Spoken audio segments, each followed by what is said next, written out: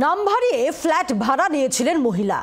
ঘোলার সেই ফ্ল্যাটে ঢুকেই চক্ষু চড়ক গাছ পুলিশের। মিলল দিস্তা দিস্তা আধার আর ভোটার কার্ড।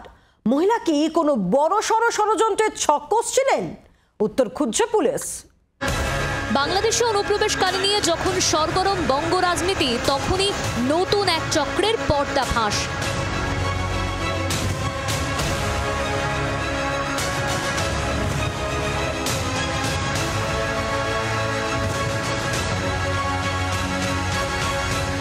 পানিহাটির বিবেকানন্দ পার্কের ওই ফ্ল্যাট থেকে বুধবারই দুই বাংলাদেশি অনুপ্রবেশকারীকে গ্রেফতার করেছিল ঘোলা থানার পুলিশ। তাদের আশ্রয় দেওয়ার অভিযোগ উঠেছিল ভাড়াটিয়া অদিতি পাত্রের বিরুদ্ধে। তাকেও গ্রেফতার করা হয়। বৃহস্পতিবার তাকে নিয়ে ফ্ল্যাটে অভিযান চালান তদন্তকারীরা। উদ্ধার হয় প্রচুর আধার ও ভোটার কার্ড। সূত্রের খবর, আধার কার্ড ও ভোটার কার্ডগুলির ঠিকানা মেদিনীপুরের কাঁথি এলাকার। মিলেছে বিভিন্ন ব্যাংকের পাসবই এবং প্যান কার্ডও। কাদের বই, কাদের এই ভোটার কার্ড, সেটা নিয়ে কিন্তু প্রশ্ন তুলতে শুরু করেছে এলাকার বাসিন্দারা এবং এই আবাসনে থাকা বাসিন্দারা। তাদের একটাই দাবি যে এই অসংখ্য আধার কার্ড, অসংখ্য ভোটার কার্ড এবং যে ব্যাংকের বই, তাদের সঠিক মালিককে। আবাসনের যে ফ্ল্যাট থেকে নথি উদ্ধার হয়েছে তার আসল মালিক রিয়া রায় নামে এক মহিলা। মাস দুয়েক আগে তার থেকে ফ্ল্যাটটি ভাড়া নেয় অদিতি।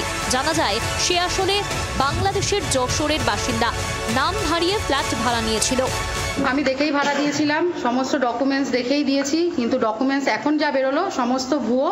বাংলাদেশি পুলিশ এইমাত্র এসেছিল, এসে সমস্ত তথ্য পেয়েছে।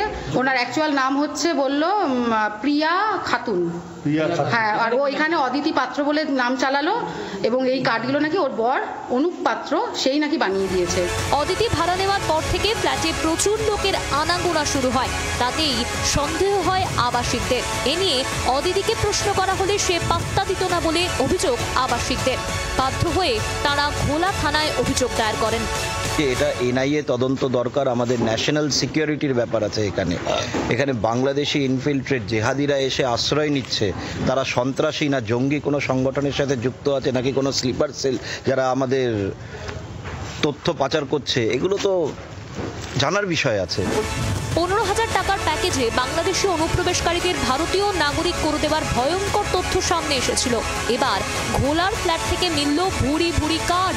প্রশ্ন উঠছে, বড় কোনো চক্রান্তের ছক কষছিল অদিতি ওরফে প্রিয়া খাতুন?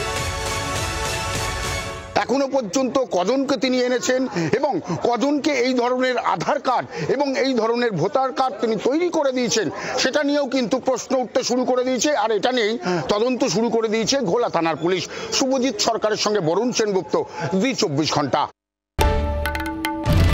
বাংলার আওয়াজ, বাঙালির আবেগ, জি 24 ঘন্টা।